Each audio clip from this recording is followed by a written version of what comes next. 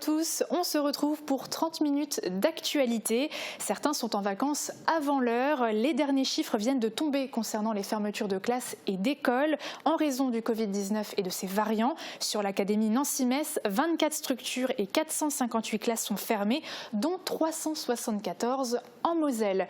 Des données arrêtées au jeudi 13h, cela peut donc encore évoluer. D'ailleurs, où en sont les périscolaires face au protocole sanitaire? Côté santé toujours, où se faire tester ce week-end? On en parle dans le Flash Info du jour. Deux nouvelles sessions de dépistage de la Covid-19 ont lieu ces vendredis 19 et samedi 20 février à l'auditorium du Casino, rue du Colonel Casal à Sarreguemines. Les tests sont réalisés gratuitement et sans ordonnance de 8h à midi et de 13h à 17h. Les protocoles sanitaires évoluent avec la situation actuelle. Les services périscolaires des écoles s'adaptent et trouvent des solutions, même si elles sont différentes d'une commune à l'autre. À Sarreguemines, les élèves récupèrent leur plateau repas, puis vont s'asseoir à la place qui leur est attribuée. À Bitche, les repas sont livrés directement dans les salles de classe. Les élus de la Casque se sont réunis ce jeudi soir en séance plénière au W à Vousvillers. À l'ordre du jour, les rapports d'orientation budgétaire pour 2021. L'exercice n'est pas simple cette année car l'élaboration d'un budget dépend fortement de l'activité économique. Les élus passeront au vote le 25 mars prochain. Un nouveau supermarché vient de s'implanter à Kröppen en Allemagne, petite commune qui se trouve juste à côté de la frontière, à mi-chemin entre Bitche et Pirmasens. La dimension franco-allemande est au cœur du projet. Le magasin est bilingue et la rue qui y mène se nomme Bellevue, en signe de l'amitié avec la France. Avec la situation sanitaire, le temps du repas peut parfois être problématique, mais les services périscolaires ont trouvé des solutions. Exemple à Sarreguemines et à Bitche, où les établissements ont adopté deux systèmes différents. Reportage. Plus de self-service pour les enfants inscrits au périscolaire de Sarreguemines. Au site de la cité, ils viennent simplement récupérer leur plateau repas, puis vont s'installer à leur place. Une place attribuée en fonction de leur classe et qui peut se retrouver à l'autre bout du bâtiment. Les Francas ont depuis quelques semaines investi l'ensemble des pièces pour séparer les élèves en petits groupes. À Bitche, livraison spéciale dans les salles de classe. La municipalité et la maison de l'enfant en charge du périscolaire ont opté pour une autre solution. Pour respecter le protocole et faire manger les enfants par classe, les repas chauds sont pris directement dans les salles. La maison de l'enfant ne nous permet pas d'accueillir tous les enfants dans le respect du protocole. Donc il fallait trouver une solution. Pas besoin de prendre le bus. Ils sont au calme et ensuite ils peuvent sortir et puis jouer. Donc il faut savoir que la prise du repas à la maison de l'enfant, c'est quand même assez... c'est la course. Ce dispositif concerne les élèves des écoles maternelles des Remparts et du Champ de Mars depuis le 25 janvier et les élèves de l'école élémentaire des Remparts depuis le 8 février. Un temps est aussi dédié chaque jour aux activités. Les élèves bitchois peuvent rester dans leur salle ou aller à l'extérieur. Au périscolaire de Sarreguemines, après le repas, toutes les tables et les chaises sont désinfectées. Les élèves peuvent jouer à des jeux de société en petits groupes ou faire des activités en extérieur. Partout, il est observé que les enfants sont très respectueux des règles sanitaires. Franchement, ils font leur travail aussi, ils nous aident aussi. Ils savent qu'il y a le Covid, il faut se protéger, il faut changer le masque, il faut insister sur le lavage des mains. Donc eux aussi, moi franchement, je les encourage parce que c'est pas évident pour les enfants. Vendredi au soir, les élèves seront en vacances d'hiver pour 2 semaines. Si le protocole sanitaire n'évolue pas à leur retour en classe, le fonctionnement actuel se poursuivra dans les 2 villes. Les étudiants ne sont pas épargnés par la situation, certains sont même en détresse. Alors pour les aider, vous pouvez participer à une opération solidaire jusqu'au 20 mars en mettant dans un sac des tickets resto, un repas, une petite douceur et même des produits d'hygiène et de première nécessité. C'est à déposer aux pompes funèbres de Grosse-Biederstroff ou encore au périscolaire de Sarinsmin et à celui de Harren. Hier soir, les élus de la Casque se sont réunis à Vousvillers pour un conseil communautaire. Ils ont discuté des rapports d'orientation budgétaire 2021 sans trancher car ce n'était pas encore le vote du budget. Retour en images. Il faut être un peu devin pour se lancer dans le périlleux exercice d'élaboration d'un budget par les temps qui courent. Les rapports d'orientation budgétaire de la Casque l'ont illustré. Notre situation est saine. La pression fiscale est modérée comparée aux collectivités de même importance et l'endettement est bien en dessous de la moyenne. Mais on relèvera également une baisse progressive de nos moyens, une baisse qui avait l'air de se stabiliser et qui se stabilisait effectivement en matière de dotation de l'État. C'était un engagement de l'État à un moment donné, mais qui est aujourd'hui suspendu à un autre élément, c'est celui de l'impact de la Covid sur notre vie économique. Donc aujourd'hui, personne n'est en mesure de dire de façon précise quels seront les effets de cette période sur des budgets comme le nôtre, qui dépendent quand même en grande partie de l'activité économique. Sans compter que la communauté d'agglo doit rester capable de faire parfois preuve de réactivité, y compris face à de grosses dépenses. Par exemple, l'aménagement des plateformes d'accès. CIREC confirme son installation sur l'Europole 2 à Ambar. Quelques nouveautés se profilent, comme la mise en place prochaine d'un pacte fiscal et financier pour résorber la fracture territoriale et garantir un développement harmonieux du territoire. Autre nouveauté, la mise en place d'un fonds de concours pour les équipements sportifs à vocation communautaire. Il viendra en complément du fonds de concours de 180 000 € sur 6 ans, valable pour chaque commune, quelle que soit sa taille et quel que soit le nombre, l'ampleur et le coût des projets. Seule condition, que la commune finance autant que la casque. Ce qui pose plutôt problème, et on le verra en parcourant les différents rapports, ce sont les budgets annexes, qui, eux, pour certains, connaissent un déficit qui n'est pas chronique, mais qui est structurel. Donc là, il faudra sûrement qu'il y ait une réflexion qui soit engagée. 3 millions de subventions en provenance du budget principal sont nécessaires pour équilibrer le budget annexe du développement économique. Le budget annexe des ordures ménagères souffre, lui, d'un déficit structurel annuel d'1 million d'euros et cela ne va pas s'arranger avec l'augmentation de la TGAP, la taxe générale sur les activités polluantes, décidée par l'État, une hausse de 12 € la tonne. Inchangé depuis 14 ans sur le territoire de la Casque, le taux sur la taxe d'enlèvement des ordures ménagères est appelé à être augmenté cette année. L'augmentation envisagée est de 0,74 points de taux, portant le taux à 12,05% pour les Sarregueminois et à 15,24% pour les habitants des autres communes de la Casque. Aucune réaction dans l'Assemblée, l'idée est visiblement acceptée par tous, à moins que certains conseillers attendent le vote du budget pour s'y opposer. Le vote des budgets aura lieu le 25 mars, mais le Conseil communautaire devait se réunir encore avant cela pour une séance exceptionnelle avec un seul point à l'ordre du jour, le tourisme. L'objectif annoncé est de recueillir les avis et les idées de tous les conseillers pour définir une politique touristique pour l'avenir. Et pour la suite, on va lever les yeux au ciel pour les prévisions météo. Et juste après, on parlera de sites de rencontres et on franchira la frontière pour notre numéro Grenzenlos avec Christelle qui fait le tour de l'actu franco-allemande. A tout de suite. La météo vous est présentée par le Crédit Mutuel. Une banque qui appartient à ses clients, ça change tout. Couverture et zinguerie, une toiture Moder Habitat apporte sécurité, protection et pérennité par tous les temps.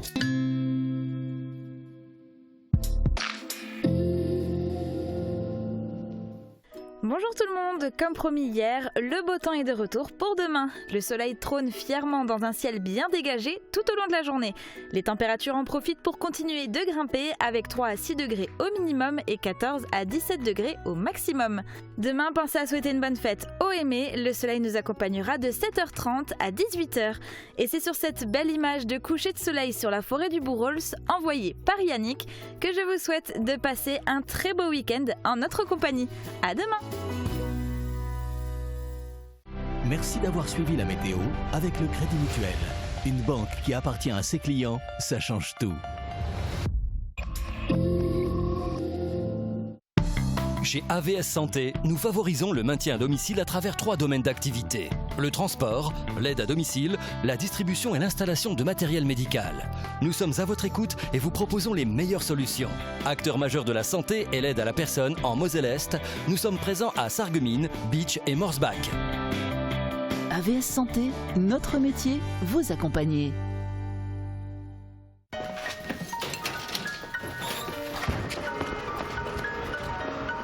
Enfiler un uniforme. Ou pas.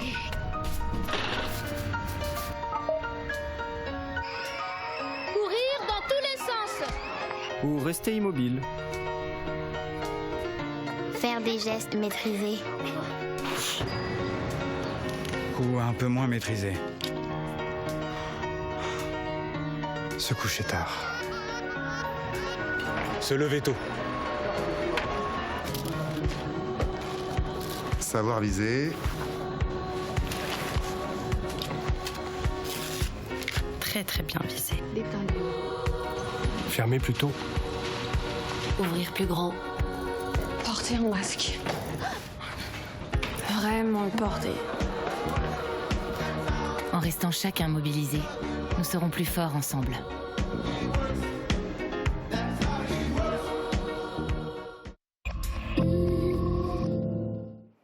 On continue au-delà de la frontière avec notre programme Grenzenlos. Dans cette émission, les scientifiques sont sur la piste des cigognes. On découvre un supermarché qui s'installe à la frontière et on fait un tour dans les forêts du Palatinat. Il est aussi question d'art avec un artiste graffeur qui colore les rues de sa ville. C'est parti.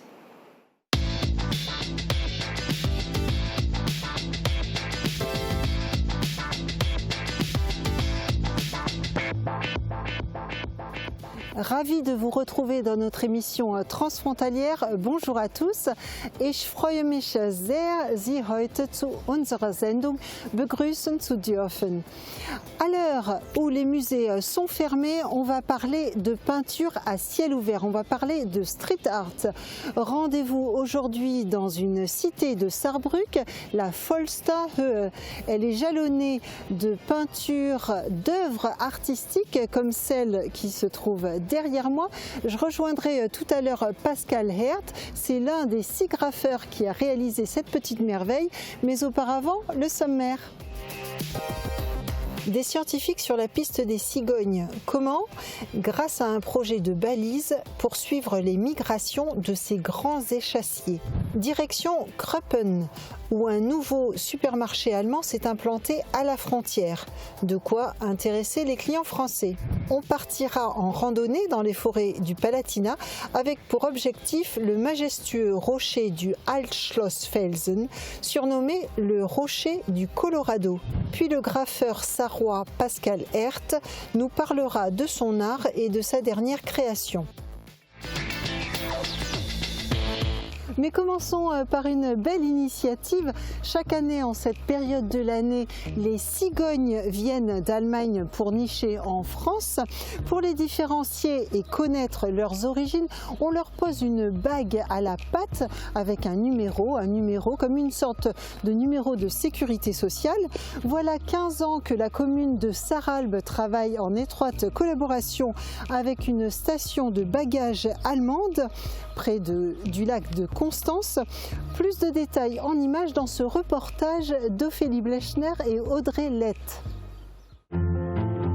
Allemand parfaitement bilingue, Ulrich est intégré à la population sarralbigeoise depuis déjà 22 années. Ces cigognes, une passion qui le suit partout, lui rappelle ses années passées en Afrique. Au départ, on nous a ramené des cigognes blessées. On a commencé à opérer. Ils ont souvent eu des fractures des ailes. Et on a commencé à les opérer. On a vu certains succès. Après, ils ont commencé à voler. Sur le territoire de la commune de Sarralbe, une trentaine de couples de cigognes se sont installées, dont certaines cigognes germaniques.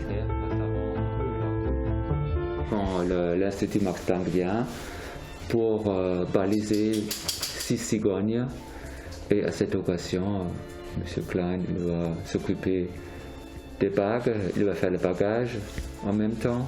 Accompagné du vétérinaire, le duo suit la nidification des cigognes avec un bagage et pour cette année, la pose de balises Argos afin de suivre les oiseaux migrateurs. Ce qui est formidable avec la cigogne, c'est que c'est un oiseau européen, mais en plus maintenant qui va en Afrique.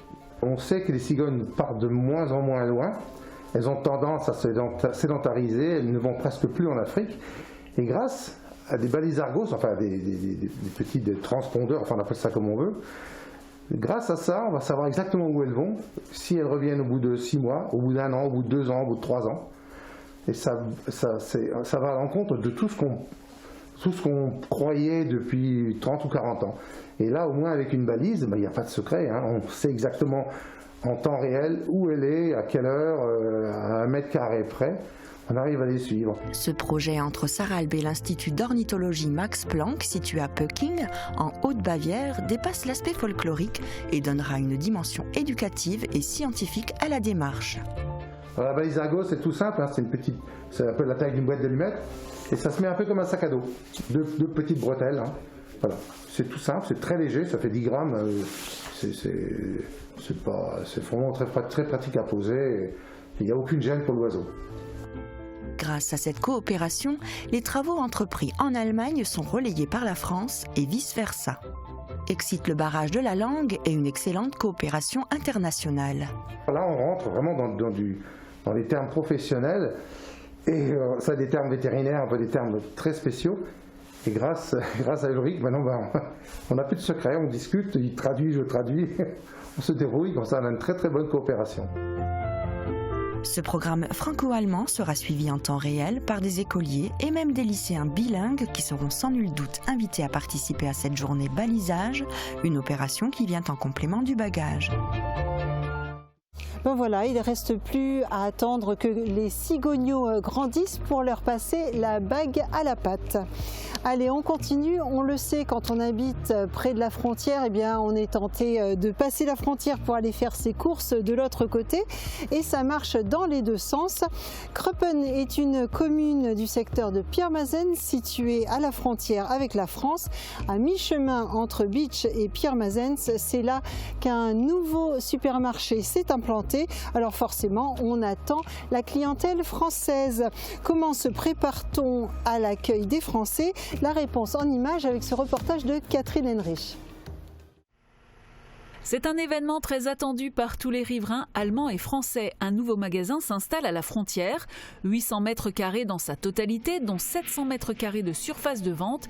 C'est juste ce qu'il faut pour ce secteur. Ja, das Einzugsgebiet ist sehr groß. Dann direkt die französische Grenze in unmittelbarer Nähe. Und da hat man sich gedacht, das ist von der Größe passend.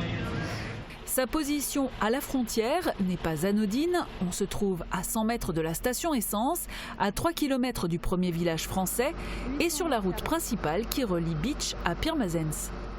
Warum der direkt an der Grenze steht, das hat ganz einfach die Bedeutung, dass bei uns in der ganzen Region mit dem Weggang vom Markt in Villingen keine Lebensmittelnahversorgung mehr war und deshalb die ganze Region unterversorgt war. Wir hatten jetzt die Möglichkeit, diesen Markt bei uns anzusiedeln. Und Sie wissen ja selbst, von uns aus braucht man 10 Minuten nach Pirmasens, man braucht 20 Minuten nach Bitche. Das heißt, wir liegen genauso zwischendrin. Und deshalb hat es sich halt angeboten, an dieser Stelle dieses Versorgungsgebot oder diese Lücke zu schließen. Le projet de la commune englobe également la création d'un nouveau lotissement dans le prolongement de la voie d'accès au magasin. Et la dimension franco-allemande est au cœur de ce projet. Und Sie sehen ja selbst, der Markt ist deutsch-französisch ausgelegt, ne? Das ist zweisprachig. Wir haben uns bemüht, auch französische Kräfte hier einzustellen. Die Straße, die hier hoch zum Markt führt, hat in Anlehnung an unsere Freundschaft zu Frankreich den Namen Bellevue bekommen. Und auch außerhalb vom Markt soll nochmal die deutsche und die französische Fahne angebracht werden, um auf diese enge Bindung hinzuweisen. Depuis la mise en route du projet et l'ouverture aujourd'hui, il n'aura fallu que 3 ans, un record pour une telle réalisation. Les travaux ont démarré en mai, retardés par la pandémie. L'ouverture qui devait se faire en décembre a pris 3 mois de retard. Pandémie oblige, il n'y aura pas de grande fête pour marquer le coup et la partie salon de thé ne sera pas accessible tout de suite.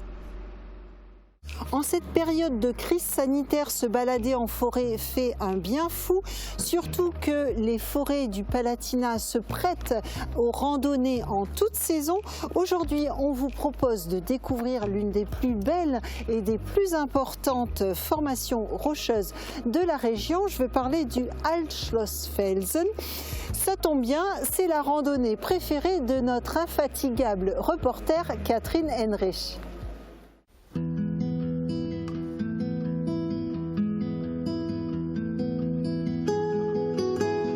C'est par une belle après-midi glaciale que l'on emprunte le chemin Helmut Kohl au départ de Robwiller. Ce chemin conduit en Allemagne. Voici la borne frontière qui coupe le sentier en deux. Nos pas nous emmènent vers le célèbre Altschlossfelsen. Plusieurs circuits en boucle, comme le Altschlosspfad au départ d'Eppenbronn, côté allemand, permettent de s'y rendre. Côté français, c'est un sentier d'excellence de la communauté de communes du Pays de Bitche, balisé par le club vosgien qui donne accès aux rochers. L'Altschlossfelsen, c'est la plus impressionnante barre rocheuse de la région. 1500 mètres de long, avec par endroits une falaise de 20 mètres au-dessus de vos têtes. Il comporte plusieurs abris et des dentelles de grès sculptées par des millénaires d'érosion. Avec ses couleurs et ses dimensions, il n'a pas volé son surnom de Colorado.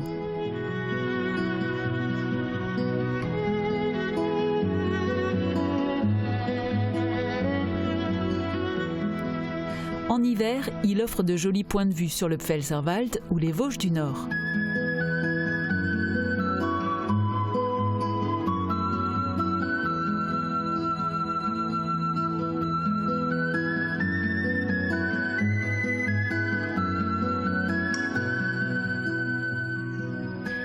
Si les randonneurs l'apprécient beaucoup à la belle saison, quelques jours de grand froid rendent le rocher particulièrement spectaculaire.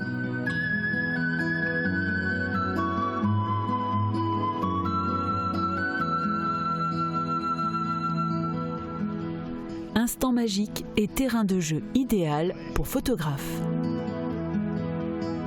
L'Altschlossfelsen est remarquable à plus d'un titre. Ses polissoirs font partie des incontournables curiosités et sont aussi la preuve que les lieux sont appréciés des humains depuis très longtemps.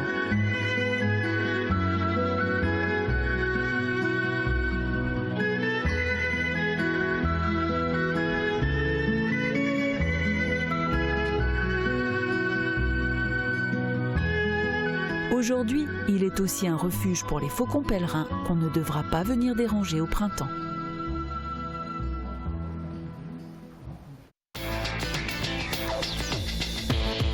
Notre invité ce mois-ci s'appelle Pascal Hert. Âgé de 40 ans, Pascal vient de Saarbrück et a passé toute sa vie dans la cité de la Folsterhöhe.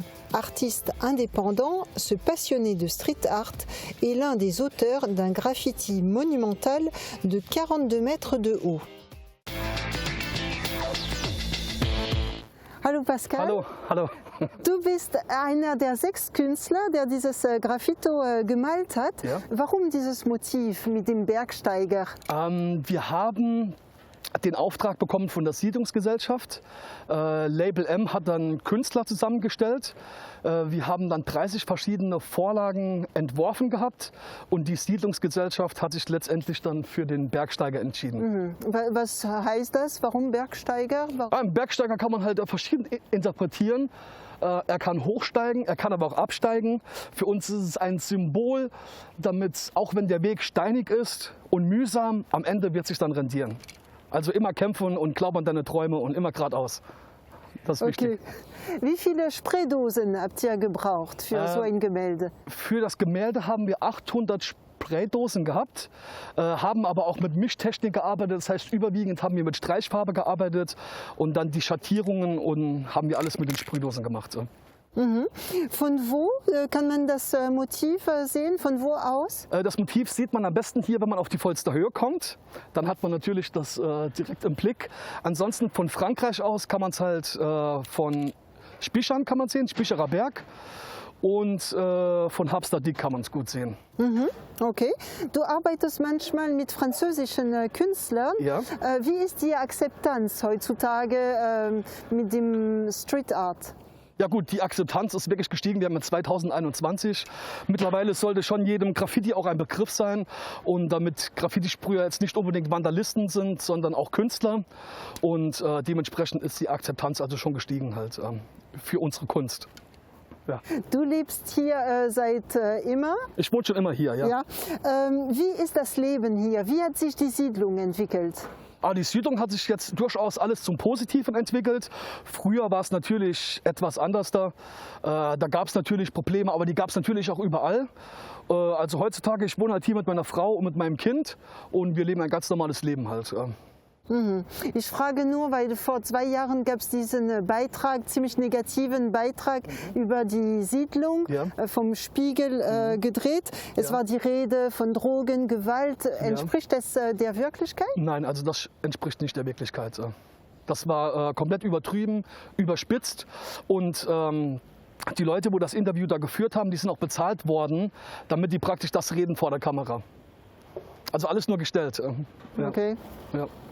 Du bist ein selbstständiger Künstler. Pascal, wie ist deine Situation in dieser schwierigen Covid-Zeit? Die Situation ist im Moment sehr, sehr schwierig, weil ich halt sehr viel Jugendarbeit mache und das fällt natürlich jetzt alles weg. Ich bin halt schon am Kämpfen. Von daher bin ich halt froh für jeden Auftrag. Meine Instagram-Seite ist pass-117. Wenn jemand ein Graffiti wünscht, ist er bei mir an der richtigen Adresse auf jeden Fall. Genau. Ja. Und wer weiß, vielleicht hat jemand Interesse. Ja, gerne. Meldet euch. Alles Gute, Pascal. Vielen Dank. Danke für dieses Interview. Schönen Tag noch. Tschüss. Danke, ciao. L'heure est venue de refermer notre émission transfrontalière. Merci de l'avoir suivie. C'est toujours pour moi un grand plaisir de la présenter. On se retrouve le mois prochain. Tschüss, bis bald.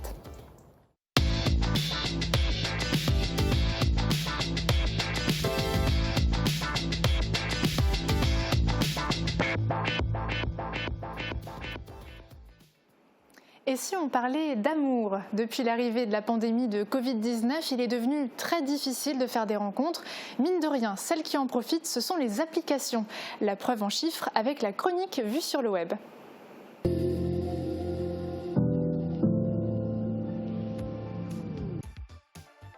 Bonjour à tous, après la dernière chronique sur la Saint-Valentin, j'avais envie de continuer de surfer sur la vague de l'amour. Alors cette semaine, je me suis intéressée aux applications de rencontres. En 2019, un Français sur 5, soit 22%, a déjà utilisé une application de rencontre. Smile! Les plus adeptes sont les 18-34 ans, ils sont 40% à en avoir déjà téléchargé une. Les 5 applications les plus téléchargées en France sont Appen, Adopte un mec, Badoo, Mythique et à la première place, Tinder. Alors depuis plusieurs mois, ces applications connaissent un grand succès. Et oui, fini la drague dans les bars et les restaurants, même dans la rue, c'est devenu compliqué. How you doing?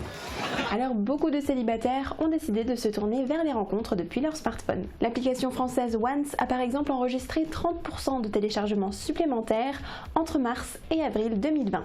Autre chiffre impressionnant, le leader Tinder a enregistré son record de swipe dans la nuit du 29 mars, 3 milliards.